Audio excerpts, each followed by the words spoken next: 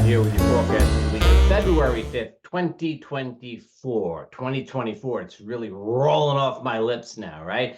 I only have to hesitate for a moment before saying it. I didn't say 2023. I wasn't even close. I knew it was going to be 2024. Just that brief hesitation, stopping to make sure I was saying the right thing. Okay, so February 5th, 2024. So it's a week of the Aquarius New Moon. We'll get to that in a little bit. Let's start out with the beginning of the week, though. First of all, Pallas Athene, the truth teller asteroid, the muckraker asteroid, leaves the sign of Scorpio and goes into Sagittarius. That's an interesting placement for Pallas Athene, being the truth teller muckraker that she is in the sign that is more powered by beliefs. It's the big picture sign, though. Let's look at it that way. It's the big picture sign. And the first thing that Pallas Athene does, this is going to be a theme for some time with Pluto at 0 degrees of Aquarius. First thing that Pallas Athene does is make a sextile to Pluto. We can expect that at the beginning of the week, people are going to be saying their truths, saying them with some considerable force. Okay, so we have Pallas Athene at the very beginning of Sagittarius. We have Pluto at the very beginning of Aquarius. So we have this sort of big picture Sagittarius, Aquarius energy. That's kind of the overview. These are two real overview kind of signs. And then we have these very dynamic and somewhat determined planets. So we're going to see people speaking their mind, particularly in the political, social arena, as the week begins. How are you going to tell it from all the other times when people speak their mind? I don't know. But, you know, we'll see what happens. Also at the beginning of the week, we have Ceres going into the sign of Capricorn.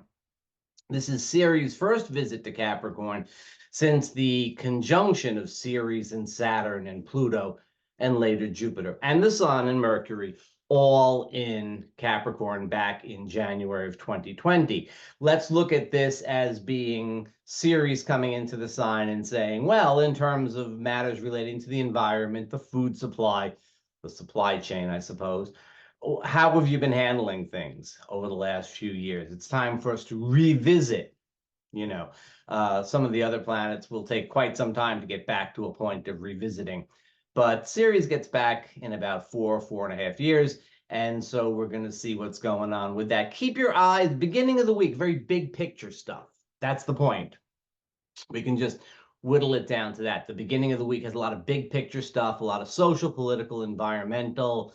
Where are we with things? That's just the beginning of the week.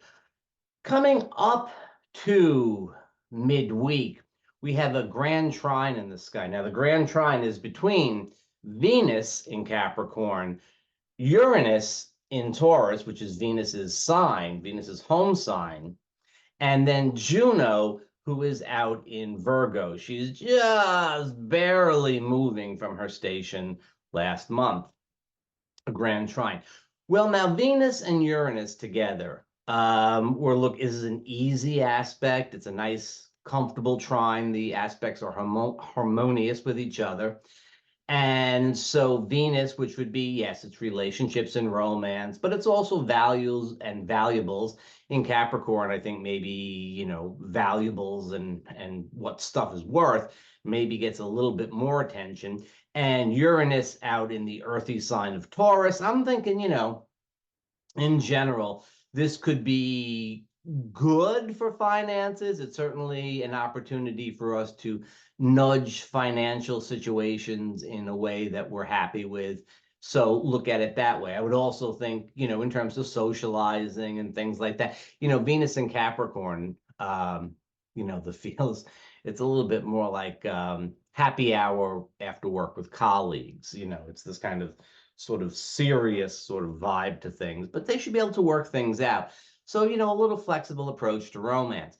But when we socializing, but when we get Juno, the partnership asteroid Juno, into the mix in this grand trine, then it's about partnership per se. And so between the 7th and the 9th, between, you know, give it Tuesday to give it to Saturday, there's an opportunity to nudge relationships in the direction you want them to go. Personal relationships, partnerships, romances. there's an opportunity to nudge these in the direction you want them to go. It's, grand trines are easy, which, we can be thankful for that. These are easy aspects. You don't have to do anything. That's what an easy aspect is. You don't have to do anything. And if you want to do something, you got to provide the motivation, right? The opportunities are there, but you got to provide the motivation. So, you can figure that out. You can figure that there's a bazillion different scenarios that would work with. And if you've got one of them, you can nudge things in the direction you want them to go.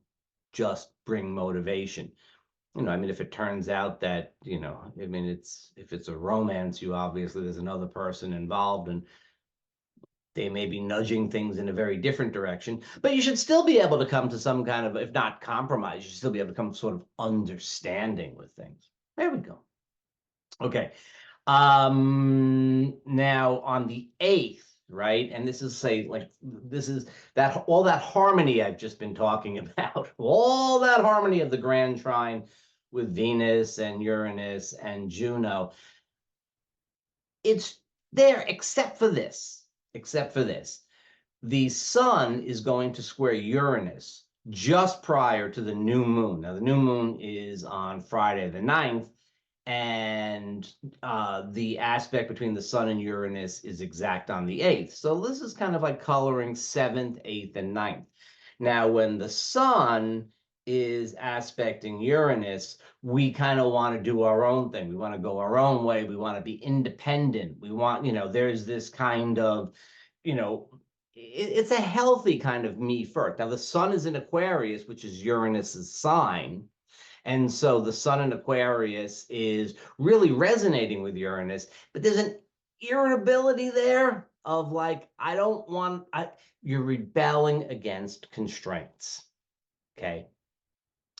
Mostly those restraints and constraints are self-imposed, So it's kind of like, well, I would love to do this, but, so-and-so is going to be angry if I do that, or I would prefer that this happen, but, them are going to be disappointed, though that is a self-imposed constraint.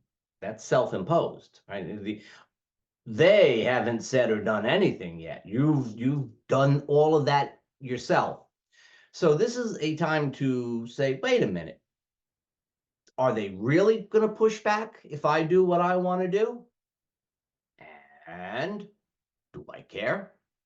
Because, to a certain extent, we need to have a little bit of elbow room. We need to have a little bit of an opportunity to do. And what's your thing after all, right? What is the thing that you're going to do that is such an irksome thing to somebody else? Not really that bad, is it? It's a time, again, we have all of this lovely energy, and and I say they, who is they? That could be your romantic partner, that could be your boss, that could be your friends, that could be, anybody. But we have all this harmonious energy, and then we got this little bit of a kind of, yeah, but you know what? I'd really rather just go do my thing anyway. Uranus is involved in both of these aspects. It's involved in the grand trine. It's involved in the square. And so, the sense is like, well, if it comes right down to it, maybe I'm just going to go do my thing, and, we'll catch up later. Think about that towards the end of the week. That's kind of a good way to go.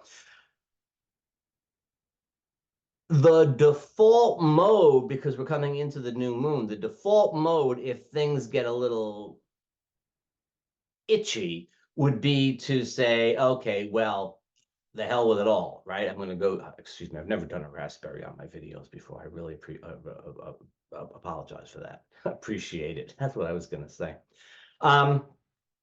So there could be this sort of, well, I'm doing my thing, and if you don't like it, the hell with you. And that's probably not the best way to say it. It may be the right attitude to take if we could just sort of soften it up a little bit. But, don't burn bridges just to look at the fire. And so we come into the new moon on Friday, the 9th.